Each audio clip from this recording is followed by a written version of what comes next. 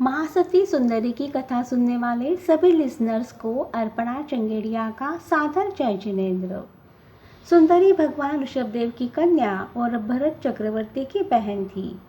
उसका रूप लावण्य वस्तुतः नाम के अनुरूप ही था।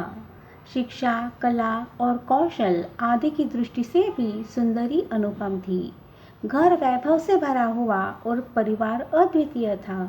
किसी भी भौतिक सामग्री की कमी उसे महसूस नहीं हो सकती थी, मगर वैराग्य बीज मन के भीतर होने के कारण सुंदरी को सांसारिक विषय और सुख साधनों में घोर घृणा थी। जैसे कमल जल में रहकर भी जल से अलिप्त रहता है, वैसे ही सुंदरी भी सभी सुख सामग्री से घिरी रहकर उन सब से अलिप्त थी। सुंदरी ने अपनी संयम साधना एवं दीक्षा के लिए भरत को बार बार कहा, मगर वे राजी नहीं हुए। भरत सुंदरी से स्नेह करते थे और नहीं चाहते थे कि वह उनसे अलग होवे, इसलिए वे उसके अनुरोध को बार बार ठुकराते रहे। भरत का सुंदरी पर जो प्रगाढ़ राग भाव था, वही हर बार सुंदरी को दीक्षा में अवरोध उत्पन्न करता था।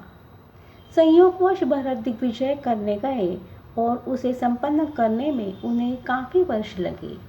इस समय का सदुपयोग कर सुंदरी ने विचार किया कि मेरे इस नश्वर देह पर मोहित भरत का मोह भाव हटाने के लिए इस देह को तप की अग्नि में तपा दूं। इस हेतु सुंदरी ने श्राविका बनकर अयंबिल का तप किया और घोर तपस्या के द्वारा शरीर को क्षीणतम बनाती रही। दिग्विजय के बाद जब भरत राजधानी लौटे तो सुंदरी से मिलने उनके कक्ष में पहुंचे, किंतु वहां पहुंचकर जब उन्होंने सुंदरी के क्रूश शरीर को देखा तो दंग रह गए, क्योंकि वह कुसुम सा कमनीय कलेवर तपश्चर्या की आंच में झुलस कर हड्डियों का ढांचा मात्र रह गया था। वह रूप लावण्य जो भरत जैसे महान शूर को अपनी ओर आकृष्ट किए हुए था, न जाने इस बीच कहाँ गायब हो गया था। सुंदरी की यह दशा देखकर भरत स्तब्ध रह गए। विजय का गर्व नष्ट हो गया। उन्होंने सोचा, यह देवी उत्कृष्ट तपराधन द्वारा अपने पूर्वार्जित कर्मों को खपाकर मोक्ष लक्ष्मी का वरण करना चाहती है और मैं इस परम पद प्राप्ति में अवरोध उत्पन्न करता रहता हूँ। प्रारंभिक बातचीत एवं कुशल क्षेम पूछने पर भरत ने सुंदरी से कहा, देवी, मैं तुमको भली भांति समझ नहीं सका।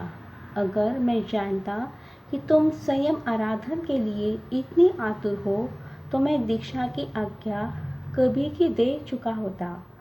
इस पर सुंदरी बोली, आप जब भी अनुमति दें, मुझे संयम लेना ही है।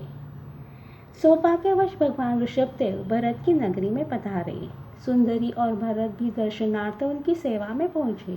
भगवान ने उपस्थित लोगों को उपदेश दिया। उपदेश सुनकर सुंदरी हाथ जोड़कर बोली, प्रभु, अब मुझे दीक्षा देकर अनुग्रहित करें। तत्पश्चात सुंदरी ने भरत से दीक्षा की अनुज्ञा प्राप्त की। इस प्रकार अतुलित वैभव, सुख, साधन एवं रूप लावण्य का मोह छोड़कर सुंदरी ने दीक्षा ग्रहण की। वह आबाल ब्रह्मचारिणी रही और अपने अनमोल उपदेश से जगत का उपकार किया और स्वयं निरंजन, निराकार तथा निर्विकार पद को प्राप्त हुई और परम ज्योतिर्मय बन गई। जय जिनेन्द्र।